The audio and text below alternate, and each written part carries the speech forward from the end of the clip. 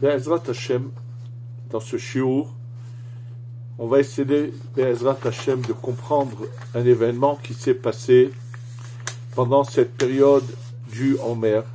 Nous savons que pendant cette période du Homer, on évite les mariages, c'est le Shulchan Aruch qui le mentionne. Il y a des tolérances, bien sûr. Le Rav Ovadia Yosef Zecher Tzedek V'Bracha a toléré dans beaucoup de cas, dans le monde qui n'est pas religieux, de leur faire des mariages, parce qu'il est préférable qu'ils vivent de manière permise plutôt qu'ils vivent de manière interdite. Mais le Shulchan Aruch, ce qu'il a mentionné, c'est uniquement que pendant cette période, on évite les mariages et pas au-delà de cela, comme vous le verrez dans un autre cours que j'ai appelé la musique pendant le Homer, où j'explique cela. Maintenant, ce qu'il faut savoir, c'est que cette période qui nous est interdite de mariage pendant la période du Homer, à cause de quel événement cela s'est passé? À cause de l'événement des élèves de Rabbi Akiva. Alors bien sûr, pour comprendre cet événement des élèves de Rabbi Akiva, on va aller à la source, dans la Gemara, et je préfère vous lire mot à mot les termes de la Gemara, parce qu'il est toujours préférable de savoir ce qui est réellement mentionné, et non pas juste souvent les gens relatent des choses, et en relatant, si on n'a pas le texte devant soi, on peut des fois relater des choses qui sont inexactes, comme je l'ai vu dans certains cas de personnes qui donnaient des cours, qui mentionnaient des paroles de nos sages, et finalement, comme ils voulaient les mentionner par cœur, ils se sont souvent trompés dans la manière dont ils ont mentionné les choses. Donc, nous, on va le lire ensemble. Ce sujet-là se trouve dans Masechet Yevamot, dans le traité de Yevamot, Daf Samerbet Amoudbet, page 62, au deuxième côté de la page. Voilà les mots de la Gemara. Amrou, ils nous ont enseigné, on nous a dit, Shnem Asar Elev Zugim Talmidim Ayulo le Rabbi Akiva. 12 000 couples d'élèves avaient Rabbi Akiva. Déjà, ce qu'il faudrait comprendre, pourquoi, s'il s'agit de 24 000 élèves, c'est le cas, puisque des couples de 12 000 en couple, ça fait 24 000. Pourquoi a été utilisée cette manière de le dire en disant 12 000 couples il y avait? Et alors, c'est marqué où ils étaient, c'était un campement énorme, 12 000, vous pouvez vous imaginer. C'est marqué Migavat Adantifras. Ils étaient donc dans une région, c'est-à-dire que c'était comme une sorte de grand camp, que apparemment Rabbi Akiva avait pris un emplacement énorme, ça veut dire que entre deux villes, et là il avait fait donc des quantités de Beth Midrash dans lequel se trouvaient ces 24 000. Et c'est marqué Kulam Metu Beperek Echad. Et tous sont morts pendant la même période. En fait, ce qui est la transmission que nous avons, c'est qu'ils sont morts entre le premier jour du Homer jusqu'au 33e jour du Homer, le 33e jour inclus bien sûr. Et donc, c'est pour ça que les Séfaradim évitent les mariages. Bon, pendant la fête, les fois, il n'y a pas de mariage, mais au lendemain de la fête, jusqu'au 33e jour, il n'y a pas de... Les mariages commencent à partir du 34e jour, sont permis jusqu'à Shavuot. Et quelle est la raison pour laquelle sont morts ces 24 000 élèves? Shelo Nahagu Kavod Zelazé, parce qu'ils n'avaient pas de respect les uns pour les autres. Bien sûr, première question qui saute aux yeux, comment se fait-il que Akadosh Baruch Hu, Dieu punit d'une manière aussi dure, aussi terrible, pour le fait qu'ils n'ont pas eu de respect les uns pour les autres? S'ils avaient fait des choses terribles, on pourrait le comprendre, mais comment peut-on comprendre que pour quelque chose qui n'est pas bien, c'est vrai, mais parce qu'ils n'ont pas eu de respect les uns vis-à-vis des autres, que pour cette raison-là, ils vont mourir. Et c'est marqué Vaya ha'olam shamem. Et le monde était comme détruit. C'est vide, dans un vide, comme s'il y avait eu un grand vide. Ad sheba Rabbi Akiva, jusqu'à que Rabbi Akiva soit venu. Etzel Rabotenu Shebatao, Shebadarom. Chez nos rabbanim du sud. Veshanaa Lahem, il leur a donc enseigné la Torah. Et qui sont ces rabbanim du sud? Rabbi Meir, Rabbi Yehuda, Rabbi Yossi. Donc Rabbi Meir, Rabbi Yehuda, Rabbi Yossi, ça fait 3. Rabbi Shimon, il s'agit de Rabbi Shimon ben Yochai, Rabbi Elazar ben Shamoua. Donc 5 rabbanim auxquels il enseigne la Torah. Vehem hem, et c'est eux, He'amidu et Torah. C'est eux qui ont fait tenir la Torah. Le problème qui devrait sauter aux yeux, c'est que nous savons pertinemment que à l'époque de Rabbi Akiva vivent un très grand nombre de Tanaïm. À part les 5 mentionnés ici, il y a un grand nombre de Tanaïm qui vivent à cette époque. Bien sûr, et pour le prouver, je vais vous rappeler quelque chose de très simple qu'on a lu le soir de Pessah dans la Haggadah. Le premier soir dans la Haggadah, il s'est marqué Maaseh Be'Azar wa Be'Azaria. On parle de Rabbanim qui étaient installés avec le soir de Pessah. Il y a d'autres Rabbanim qui étaient avec Rabbi Akiva. Deuxièmement, c'est marqué Amar Rabbi Elazar ben Azaria. Rabbi Elazar ben Azaria dit Areani Keben Shirim Shana, je suis comme un vieillard de 70 ans. Et à ce moment-là, il n'a que 18 ans. Et tout est raconté. De quoi s'agit-il? En fait, la Gemara dans Masechet Brachot raconte qu'à ce moment-là, le Nassi, c'est Rabban Gamliel. Et il y a un Rav qui s'appelle Rabbi Yehoshua, qui est le vieillard de la génération, qui a été d'ailleurs le Rav de Rabbi Akiva, qui vit à ce moment-là. Et il y a eu des incidents entre Rabban Gamliel et Rabbi Yehoshua, où Rabban Gamliel a agi d'une manière que les Chachamim n'ont pas apprécié vis-à-vis de Rabbi Yehoshua. Et à la 4e fois qu'il lui a fait quelque chose qu'il ne fallait pas faire, comment il s'est conduit avec lui, je vous le dis brièvement, c'est dans la Gemara dans Masechet Brachot. On a déchu Rabban Gamliel, et on avait le choix entre 3 rabbanim qui mettre à la place de Rabban Gamliel. C'était Rabbi Yehoshua n'a pas voulu, on ne voulait pas assassiner Rabban Gamliel, celui avec lequel il a eu un incident, on le met à sa place, ça aurait été une trop grande offense pour Rabban Gamliel. C'est la première fois qu'on allait déchoir un Nassi de sa place. On a pensé à Rabbi Akiva, mais on a dit, étant donné qu'il est Ben Guérim, il est enfant de parents convertis, on a peur qu'il n'ait pas de protection, et que si Rabban Gamliel et à son encontre une parole comme genre de parole dure, ça peut l'atteindre et lui faire du mal. Finalement, on met Rabbi Elazar ben Azaria. Et c'est marqué qu'on réunit un Beth Midrash où on en met 400 bancs. Donc, si lui qui connaît l'histoire, c'est qu'à cette époque-là, de Rabbi Akiva, il y a un grand nombre de Chachamim. Bien sûr, je ne veux pas tous vous les citer maintenant, mais sachez qu'il y a un grand nombre de Rabbanim qui vivent à l'époque de Rabbi Akiva. Comment se fait-il qu'ici, dans la Gemara, on a l'impression qu'après la mort des 24 000 élèves de Rabbi Akiva, il n'y a plus rien, il n'y a plus de Torah, et il faut qu'il aille dans le sud, pourquoi pas dans le nord, pourquoi pas l'est, pourquoi pas l'ouest.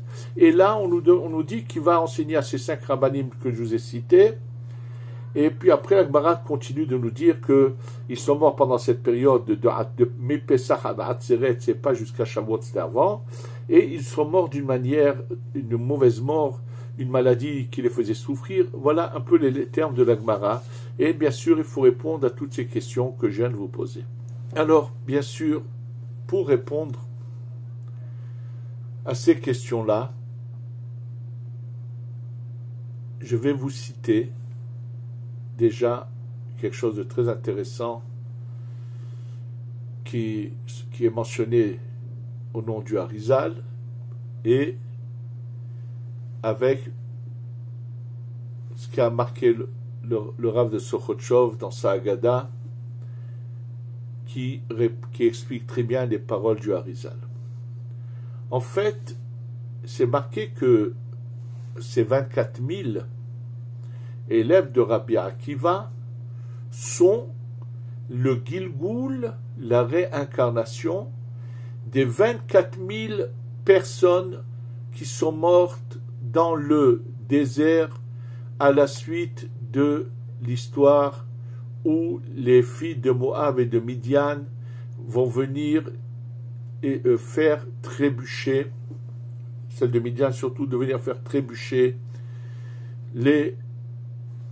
ceux qui se trouvent avec les béné Israël dans l'adultère. C'est donc ce qui est marqué. Et là-dessus, le rabbi de Sochotchov pose la question. Il dit, si eux sont les 24 000 élèves de Rabbi Akiva, sont le Gilgoul, la réincarnation de ces 24 000 morts dans le désert, alors on a un problème. Le problème est qu'en général, quand quelqu'un dans sa vie antérieure a trébuché sur quelque chose de précis, on le renvoie en Gilgoul, en réincarnation dans ce monde, pour qu'il répare, et donc on le confronte à quelque chose de semblable.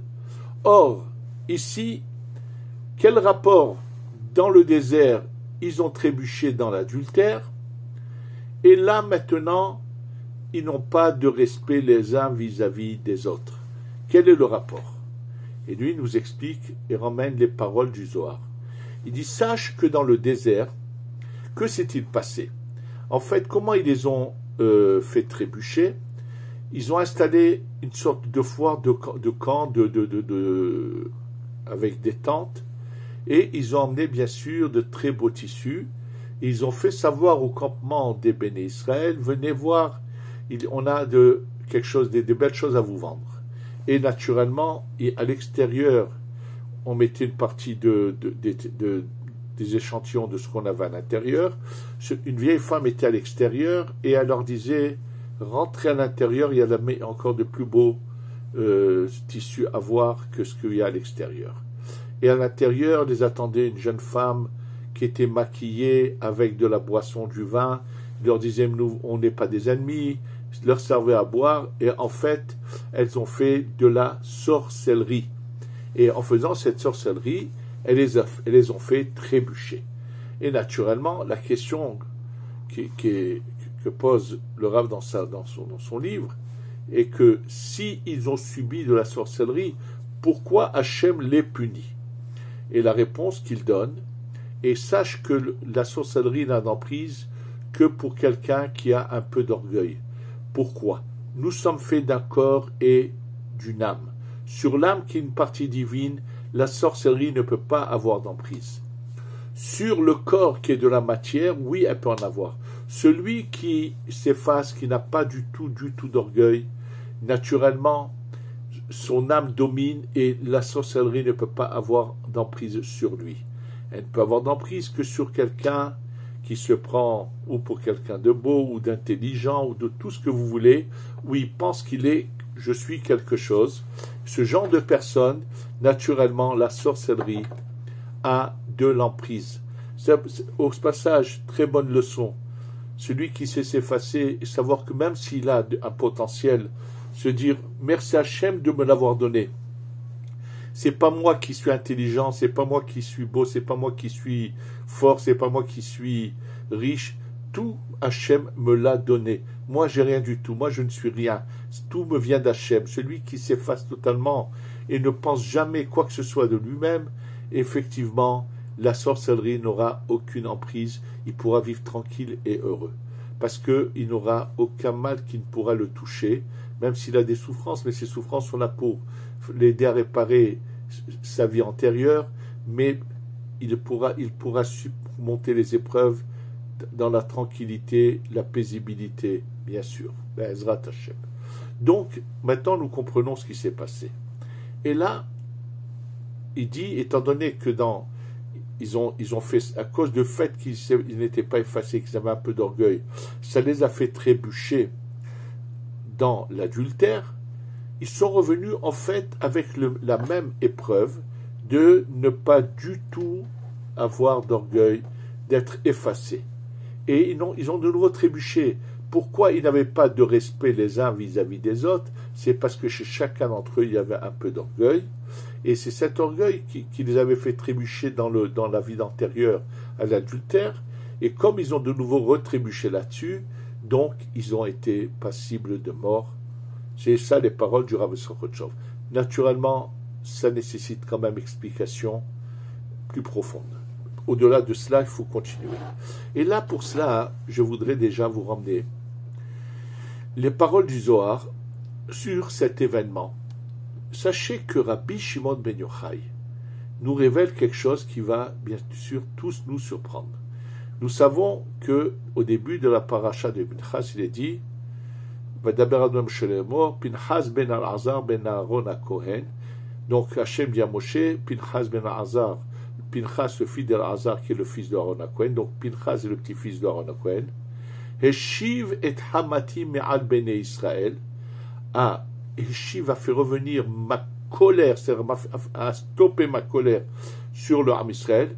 Velo chiliti bene Israël bekinati.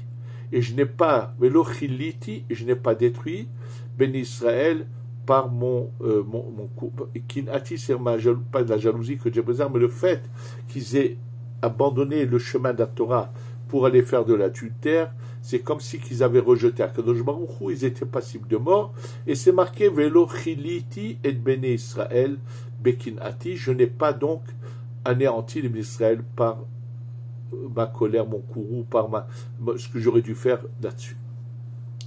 Alors bien sûr, qu'est-ce que nous comprenons? Ça veut dire que je n'ai pas anéanti. Il y a eu 24 000 morts. Donc que signifient ces paroles de la Torah Velo chiliti? Qu'est-ce que vous voulez comprendre dans le pshat? Que j'ai pas exterminé tout le peuple d'Israël, mais il aurait été hors de question d'exterminer tout le peuple d'Israël, puisqu'il n'y a eu qu'une poignée une partie, c'est pas une poignée, sinon c'était un grand nombre qui a fauté, mais l'ensemble du peuple d'Israël n'a pas fauté. Et là, Rabbi Shimon ben Yochai nous dit oui, des béné Israël, il n'y en a pas un qui est mort. Ces 24 000 qui sont morts sont le Erev Rav. Ce sont ces Égyptiens qui s'étaient convertis et qui n'ont pas finalement été dans la bonne voie, qui n'ont pas finalement fait, leur conversion n'était pas totale, que Moshe Rabbeinu a voulu rapprocher, et c'est eux qui sont morts dans cet épisode-là. Pourtant, on parle de la tribu de Shimon, et le Zohar d'expliquer que la tribu de Shimon était une des seules tribus qui avait donné leur fille au Erev Rav, à ces Égyptiens. Bien sûr, il y avait celui qui était le Nassi, Zimri ben Salou, qui était le Nassi, lui a fauté, mais lui est revenu en Gilgoul chez Rabbi Akiva, et lui a été réparé par Rabbi Akiva. C'est-à-dire que Zimri ben Salou est le seul Ben Israël qui finalement Pinchas tue, donc c'est Pinchas qui le tue. Mais ensuite, après que Pinchas tue Zimri ben Salou, les 24 000 qui vont mourir, ce ne sont pas c'est Hachem qui les a tués, mais il s'agit d'aucun Ben Israël, mais uniquement du Erev Rav. Et donc Zimri ben Salou, qui lui est un Ben Israël, il a une réparation par Rabbi Akiva. Rabbi Akiva est le réparateur de Zimri ben Salou. D'ailleurs, Rabbi Akiva va être confronté à des épreuves du même genre plusieurs fois et sans jamais trébucher. Donc c'est comme ça qu'il répare Zimri ben Salou, celui qui avait fauté avec Kozvi Batsour, avec la fille du roi de Midian, qui était venue, qui l'a fait trébucher. Mais les autres, alors, puisqu'il s'agit de ces gens-là, on va essayer de comprendre de quoi il s'agit. Alors, pour comprendre de quoi il s'agit réellement, et pourquoi leur mort a eu lieu pendant le Homer et pas à un autre moment, on va ramener ce que dit le Harizal sur le Homer. Dans le cours où j'ai parlé des kavanot du Harizal sur le Homer, j'ai parlé des kavanot essentiels qui sont ce je vous ai expliqué, les mouchin, les chassadim, comment on les fait descendre tous les jours. Il y a une kavana que j'ai pas l'occasion de vous dire, qui est presque pas connue du public, et quelque chose que révèle le Harizal à Rabbi Chaim Vital, où il dit qu'il faut penser à la réparation de 6 des 50 portes des 50 shaharim, portails de la Bina. 6, et pourquoi? C'est la réparation de nos neshamot. C'est-à-dire que pendant le Homer, on va tous essayer de réparer, mais pas le Gilgul d'avant, notre origine dans le monde du Tohu, c'est-à-dire antérieurement à la création, quand nous étions dans cette période qui s'appelle le Tohu, où il y a eu ces mondes que Dieu a créés et a détruits. On était tous là-bas, et on a tous fait des erreurs. On a tous à réparer cette période-là. Pendant le Homer, c'est l'opportunité. Il y en a qui ont réparé, il y en a qui ont été aptes à devenir ce qui a été ensuite le peuple d'Israël, qui était inclus dans Adam Arishon. Il y en a qui étaient complètement à l'extérieur, qui font partie des 70 nations, qui ont été définis ensuite comme les 70 nations, parce qu'eux, ils ont carrément trébuché dans cette période-là. Et il y en a ceux qui sont à la limite entre les deux. Ceux-là qui sont à la limite entre les deux, alors, lui, Adam Arishon a voulu essayer de faire rentrer toutes les 70 nations. Ça a été un fiasco, ça n'a pas marché. Il a fallu que Adam Arishon revienne et soit réparé par Avraham, Yitzchak et Yaakov, et qu'ensuite, ce mélange qu'il a fait de mélanger les neshamot qui étaient en lui avec les 70 nations, se sépare, ça commence en Égypte, et ça se terminera bientôt. Et je vous ai déjà expliqué quel était quand même le côté positif de la faute de Adam Arishon. Ceux qui étaient à la limite, Moshe Rabbeinu a dit, bon, Adam Arishon n'a pas réussi par rapport aux 70 nations, mais ceux qui sont à la limite, on pourrait. Celui qui a commencé à vouloir les réparer, c'est Yosef Hatzadik. Et lui aussi a commis une erreur. Normalement, son nom aurait dû être Yehosef avec un He, mais le jour où il a fait faire la Brit Mila à tous ces Égyptiens qui finalement vont sortir, qu'on appelle le Harevrav, c'est marqué dans la Torah, le Passouk, lorsqu'ils viennent demander de la nourriture, He lachem zera. Voici des semences pour. Mais pourquoi c'est marqué de cette manière-là? He lachem zera. Sachez que c'est le He du nom de Dieu qu'il a fait baisser, tomber, et qu'on en a mentionné le sort de Pessah dans la Haggadah en disant He lachmarania, comme je vous l'ai expliqué dans un cours d'avant.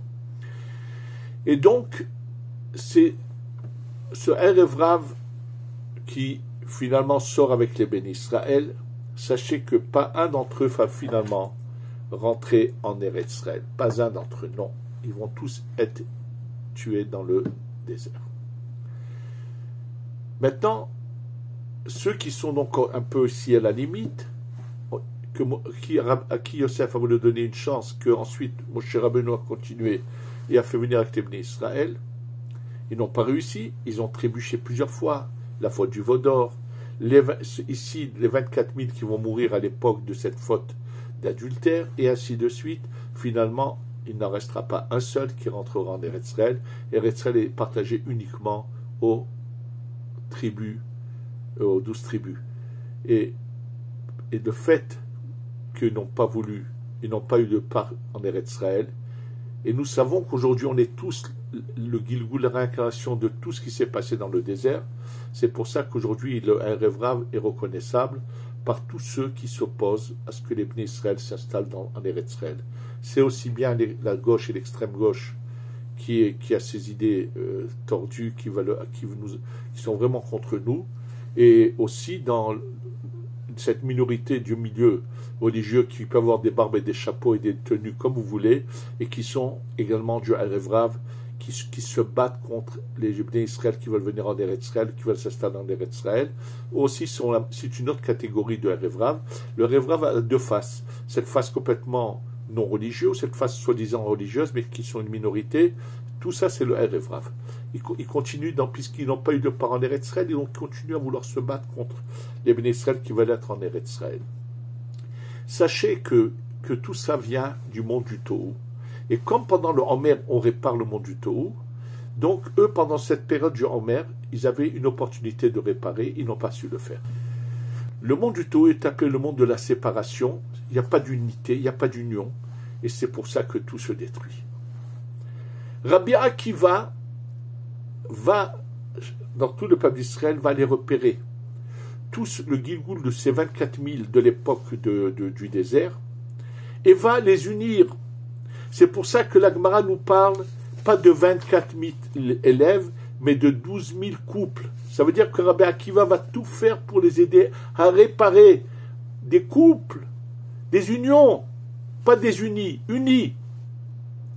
Malgré tout ce que fait Rabbi Akiva, ils restent dans leur erreur du monde du Tohu et ils ne réparent pas.